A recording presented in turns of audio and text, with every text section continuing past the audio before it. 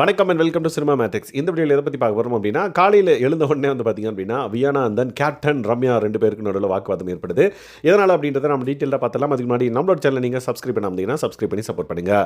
So room clean பண்ணுறவங்க, அதாவது பெட்ரூம்லாம் வந்து பார்த்திங்கன்னா க்ளீன் பண்ணுற டீம் வந்து எல்லாரையும் வந்து பெட்டை தட்டிட்டு இது பெட்ஷீட் வந்து மடிக்க வைக்க சொல்லியிருக்காங்க. அதுக்கப்புறம் அவங்க வந்து கூட்டுவாங்க அப்படின்ற மாதிரி. பட் வியானா வந்து பார்த்திங்க அப்படின்னா ஃபஸ்ட்டு ஒரு டைம் ரம்யா வந்து சொல்கிறாங்க, இந்த மாதிரி வியானா இது மடித்து வச்சுருங்க பெட்ஷீட்டை அப்படின்ற மாதிரி சொல்கிறாங்க. அவங்க வந்து ஓகே பண்ணுறேன் அப்படின்னு மாதிரி சொல்லிட்டு அவங்க ட்ரெஸ் மடிக்க வெளியே போயிடுறாங்க. அந்த ட்ரெஸ் மடிச்சிட்டு இருக்காங்க. ஸோ திரும்பவும் வந்து பார்த்திங்க அப்படின்னா வியானா அதை மடித்து வச்சுருங்க அப்படின்ற மாதிரி சொல்கிறாங்க.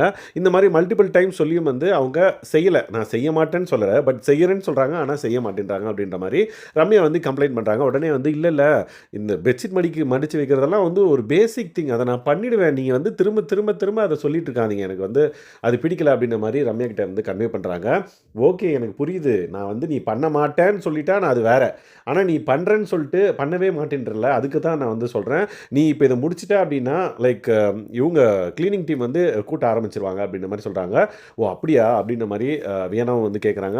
அண்ட் தென் பக்கத்தில் கமருதீனும் வந்து பார்த்திங்கன்னா கேட்க மாட்டேன்றாரு அப்படின்ற மாதிரி தான் வந்து ரம்யா வந்து பாரு, அவனும் அதே மாதிரி தான் பண்ணான், மடிச்சு வைக்கல நான் மடிச்சு வச்சிட்டேன், ஸோ நீயும் ப்ளீஸ் மடிச்சு வச்சிரு அப்படின்ற மாதிரி கேட்குறாங்க. அதுக்கு வியானா வந்து பார்த்திங்க அப்படின்னா நான் மடிச்சு வைக்கிறேன், ஆனால் திரும்ப திரும்ப சொல்லாதீங்க அப்படின்ற மாதிரி சொல்கிறாங்க. உடனே வந்து ரம்யா ஏதோ வாய் விட்டுறாங்கன்னு நினைக்கிறேன். உனக்கு யார் மாதிரிலாம் அது கோவமாக இருக்கியா, அதை வந்து என்கிட்ட காமிக்கிறியா அப்படின்ற மாதிரி சொல்கிறாங்க. அப்படிலாம் கிடையாது, நான் ஒரு வேலை செய்கிறேன்னா செஞ்சுருவேன், அதனால் நீங்களே வந்து ஒன்று நினச்சிக்கிட்டு நான் யார் மேலேயோ கோவமாக இருக்கேன், அது உங்கள் மேலே காட்டுறேன்னா எனக்கு புரியல அப்படிலாம் சொல்லாதீங்க, நான் மடிச்சு வைக்கிறேன் அப்படின்ற மாதிரி சொல்லுவாங்க. ஸோ கடைசியாக வந்து ஓகே க்ளீனிங் டீம் வந்து பிறக்கணும், இப்போ நான் அதுக்கு மடிச்சு வைக்கணும் அப்படி தானே அப்படின்ற மாதிரி சொல்கிறாங்க.